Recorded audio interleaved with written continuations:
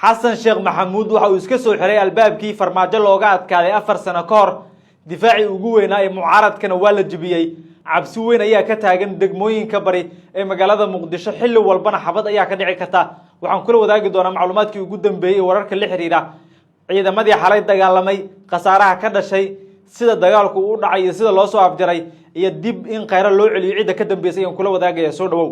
saacado kadib waxaa la soo gabagabeeyay dagaal culus oo ka dhacay xaafadda baramuudo ee degmada howlwadaag ee gobolka banaadir xaafadan mucaaradka ayaa waxay dejiyeen mid ka mid ah qorshahooda ugu cajiibsan waxaana halkan uu ahaa difaacooda ugu weyn xasan cali khayre ra'iisul wasaarihii hore ee Soomaaliya Cabdullaahi Maxamed Cali Sanbalow taliyihii hore ee hay'adda nabad sugidda sirdoonka qaranka Soomaaliya ee NISA iyo sidoo kale Khaliif Macali Nuur oo isna musharax madaxweyne ah ayaa dejiyay qorshe ah inay degaan baramuudo waliba guriye isku dhagan oo diris ah halkaas la geeyay ciidamo tiro badan kadibna halkaas laga bilaabo abaabul dagaal maadaama madaxtooyadu ay tahay halkaas albaabka ugu horeeya laga galo hadii xabad la ridana madaxtooyadu si taas u galayso meeshan waa meeshii looga takhalusay farmaajo 4 sano ka hor waa meel ay degaan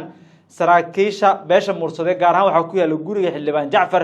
waxaana halkan ka bilowday abaabulka mucaaradka xasan cali khayre ayaa shalay soo degay qorshe waxa uu ahaa in siyaasiyiin kale oo uu Sanbalow ka mid yahay Khaliif Macali Nuur ay soo degaan halkan kadibna halkan laga bilaabo abaabul dagaal fila Soomaaliya waxay ogaatay qorshaha mucaaradka maadaama uu soo degay xasan cali khayre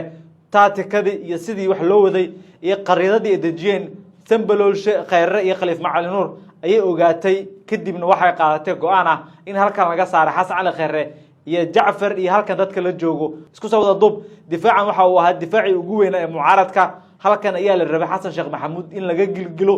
madaxtooyada halkan laga galo dagaal lagu qaado la caburiyo laakiin xasan sheekh maxamuud isaga ayaa hore uga tirsanaa mucaaradka isaga ayaa hore u deji jiray qariidadaha isaga ayaa hore u diyaariyay qorshaha looga adkaada farmaajo ee looga duulaan tagay baramuudo marinaayo shirkoole iyo sidoo kale qayb kale oo kamid ah magaalada muqdisho caqabad kasta waxay leedahay xal marwa fertility center waa xalka caafimaad ee ugu fiican xagga taranka waxa ay ku keentay adeegyo casri ah oo ka caawinaya inaad gaarto riyadaada qoys baaritaan iyo daaweyn heer sare ah ayaa ku diyaar ah wixii faahfaahina nambarada shaashada kaga muuqda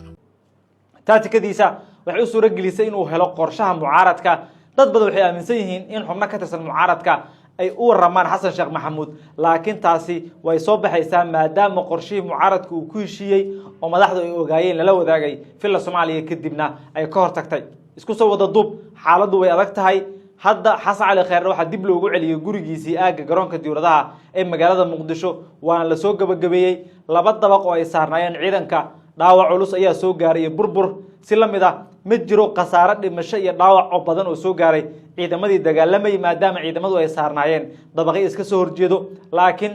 dabaqyo badan ayuu burbur soo gaaray qasaaraha dhimashada iyo dhaawaca dadka deegaanka ayuu soo gaaray maadaama madaafiic iyo rasaas hababa ay guryahooda ugu tagtay oo xitaa xaafado ka fog goobta lagu dagaalamay ay gaaraysay muqdisho waxay gashay saacado mugdi ah laakiin dib ay u soo noqotay wili cabsi ayaa taagan degmooyinka bari iyo kuwa muqooyi ee magaalada muqdisho ayay cabsi ka taagan tahay iyada oo Shariif Sheekh Axmed madaxweynihii hore ee Soomaaliya ahna hogaamiyaha mucaaradka uu aagaga difaac ka sameystay degmooyinka Cabdicasiis iyo Karaan taasina ay dawladda federaalka Soomaaliya ka soo horjeedo ciidamo tiro badan oo kuwa madaxtooyada iyo kuwa gaarka ah oo qaarkood laga keenay gobolada dalka Soomaaliya ayaa la sheegay in loo sii daabulay degmooyinka dhanka bari ee magaalada muqdisho gaar ahaan degmooyinka Karaan Cabdicasiis Gubadley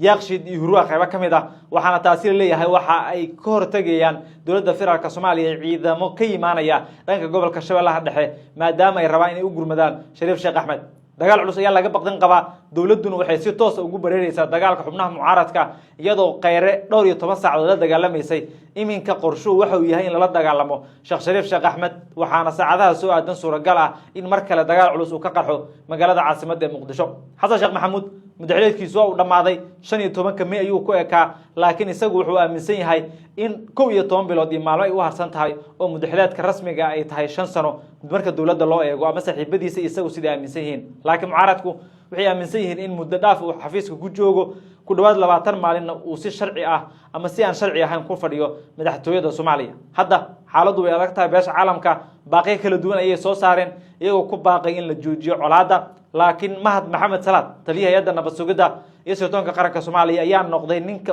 dhaxdhaxaadka ah door wanaagsan ka qaatay xalinta mushkiladaha iyo sidoo kale in la soo gabagabeeyo dhibaatadii ka taagneed xaafadda Baramuud ee degmada Holwadaag waxaana halkaas uu ka kaxeeyay Xasan Cali Khayre isagoo dib ugu celiyay gurigiisa ku yaala aaga garoonka diyaaradaha ee magaalada caasimadda ee Muqdisho Khayre waxa la sheegay in marka uu ogolaaday in dagaalka la joojiyo uu dalbaday hal ninkaas uu isku aamini karo qof kalena uusan ogoleen isagoo cabsi ay haysay haddana waxa la sheegay inuu ninkaasi ahaa Mahad Salaad gurigiisa ugu tagay kadibna uu soo galbiyay xildhibaan Jacfar iyo saraakiil muhiim ah ayaa kula sugnaa gurigiisa laakiin xaaladdu way isbedeshay filashadiisuna ma ahayn inkastoo wali guri lagu dagaalamay ay joogaan ciidamada daacad oo Xasan Cali Khayre